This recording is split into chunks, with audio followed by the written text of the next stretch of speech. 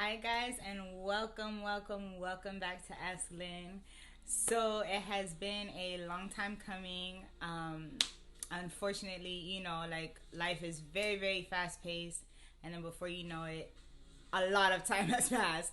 So I should just like delete the little blurb that says new episodes weekly on my page because it's making me look very much untruthful and I don't want to come across that way, but whatever, life happens, and then before I know it, it's been a while since I posted or uploaded. So today's episode will be on the cons of getting married, so stay tuned. I have about 6 points that I really wanted to point out. One quick moment, because some of you might ask as I'm talking, and I just got my nails done, so aren't they cute? You guys, they're so fucking cute. But anyway, so back to the video. So I have my little notebook here to keep me on task, and the first point that I have is the illusion of love and marriage. So I'm gonna expound on this one. The unfortunate Disney love and romance illusion that a lot of us grew up with, where prince meets girl, girl meets prince, and it's usually prince, and they meet and they just know and they kiss. There's a wedding, they kiss again at the end, and the freeze frame, they lived happily ever after, or at least that's what's assumed. More often than not, had that little clip played on, we would have seen that maybe Cinderella couldn't deal with the prince and she left, or vice versa. We would have seen all the arguments, all the disagreements, and we would have been a little bit more disillusioned to the idea that is love in marriage.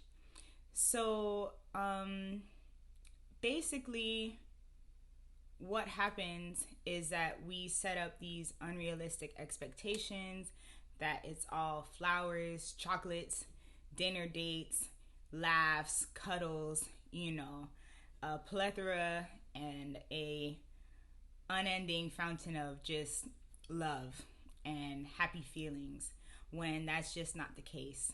More often than not, marriage is a very hard, it's a very tough experience, a hard job.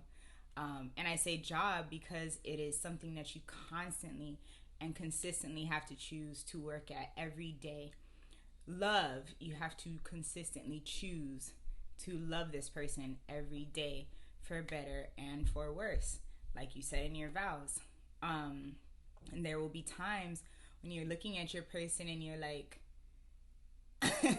you again, or I just can't deal with this, not this conversation again. Why does this person keep doing this? I told them I don't like it, and yet and still it keeps happening, and you have to still continue to choose to love them. This goes without, I'm just saying, it's not to be that you just withstand abuse or things like that within a relationship, but there will be a lot of hard times where you bump heads and then you have to choose love, which can be very hard. And that's why I say marriage is a hard thing to do. And so it would be better that you get rid of the illusion of romance and cotton candy and smiles all the time, because it's just not so. And I say it's just not so without a great amount of effort and a great amount of work put into it. They always say, the grass is greener, but it is greener because those people have put in a lot of work on their lawn. They're out there watering it, they're out there tending it, they're out there making sure there aren't weeds, etc. So apply that to marriages. It can be very fruitful, but that's not without a lot of effort and a lot of taking care of what's happening within it.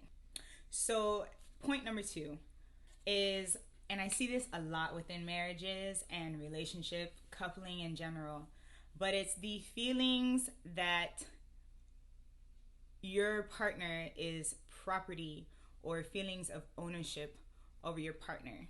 And when I say that, I mean the example of, like, take things that you've done every day, within your dating life when you were dating this person and not together, not within the same household, not being married. And suddenly you're married, and now you have to ask permission as a grown adult to do the things that you've done consistently before marriage. Like, I'm a grown adult. Why now is it a problem that I go golfing with the guys? Or why now is it a problem that I go out with the girls and have brunch or go out to drink? Why can't I wear this? Why can't I stay? Like, doing things that you normally would have done and would not have had to consider another person's feelings before.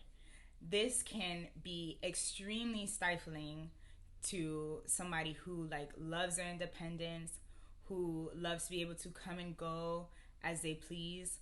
Now all of a sudden it's like, now we have to have a conversation about this again, when before I used to do this no problem, and they used to have their own thing and it was no problem. But now I have to be there all the time. This event's happening. If I go do what I want to do instead, then it's very hurtful.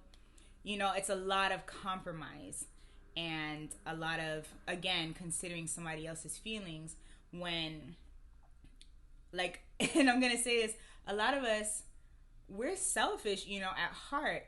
So having to be selfless all the time in a way that you forego things that you want to do and that you didn't see a problem with doing before, again, can be very stifling. And you're just like, if I knew that this is what marriage would be, was consistently compromising my independence, then I wouldn't have done that. And that's not the case all the time, but I realize for a lot of people, or sometimes people take, like, the ring that they put on your finger as though, like, they're mini handcuffs. And I don't understand that concept. Like, you loved this person before you married them as they were. So why now you've married them, you're putting all these expectations onto them? They have to be perfect. They have to be here. And they have to do what I want. In that way, it can make for a hard relationship and a hard marriage. So that's another con to getting married, is the aspect of, now I belong to this person.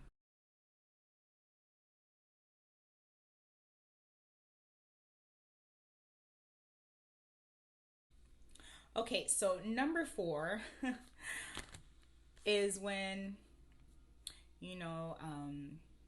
the sex life is unmatched. You begin to find out that you guys aren't, you're kind of not meeting halfway.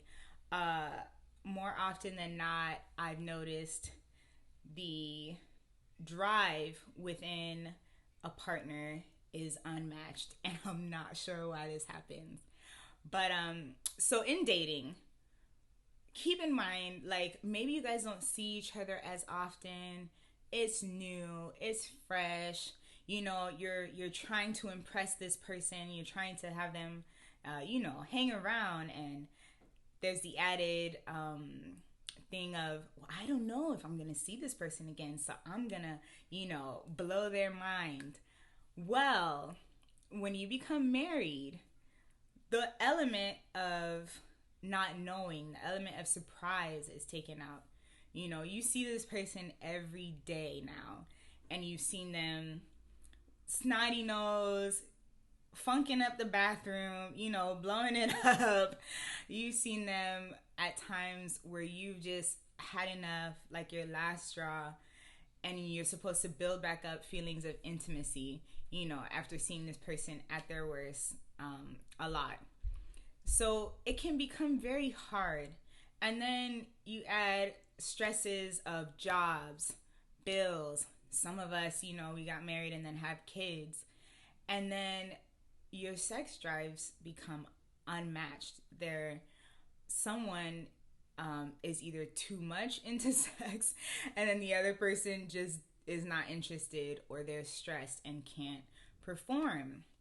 And then it becomes a constant argument of, we used to do this all the time, aren't you attracted to me anymore? And it becomes very stressful in that way when you're constantly like now having to live up to somebody who you were before when things were fresh and new and fun, but now you've added on real life to that and it's just not clicking. So that's a huge con, is that the sex life does dwindle, you know, and I don't care what anybody's saying. I don't care about that locker room talk. If they're married, chances are they are highly inflating the amount of times that they're having, that they're saying that they're having all this fun with their partner. Boom Boom Room has basically been remodeled, maybe to a baby's room or something. It's not happening as much as it used to. And this comes with familiarity. And sometimes, too, it could be that someone has gained weight, you know, or they've changed physically into which you're not as attracted to them anymore. And these are that usually comes with comfortability too, which I don't advise that people become that comfortable with their partner that they just let themselves change completely, that they like, unless there's extenuating circumstances like health problems that they just can't work out, they can't keep up, fine. But like, you just got with somebody and then change yourself completely to somebody who they would not have been attractive, I don't think that's fair. But yeah, if like, it's just something to note that sex becomes less. I'm so sorry, but it does. And it's just something that happens. You guys can seek therapy for issues like that, or learn to talk it out. Try to get yourself back into that. Remember why you fell in love with this person, why you think this person is attractive. But it's just a fact of life, and I'm so sorry. But yeah, a lot of the times it dwindles.